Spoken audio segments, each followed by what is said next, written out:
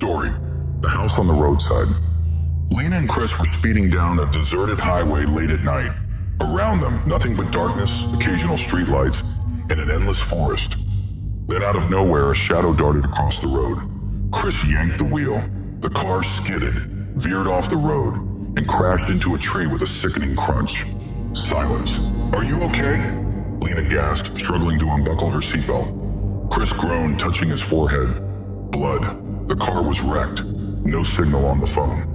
"We need to find help," he muttered. The forest was eerily silent, the road empty.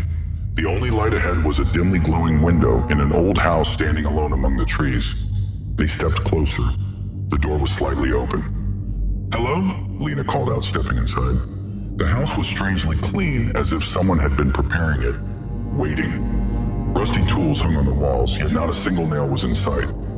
Chris noticed a heavy axe lying on the kitchen table, and next to it, a telephone. He grabbed the receiver, but instead of a dial tone, he heard a faint, wheezing breath.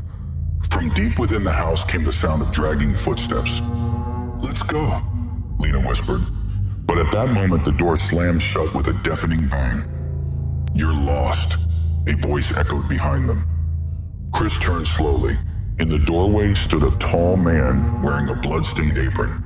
His face, covered with stitched-together pieces of skin held together with crude black threads.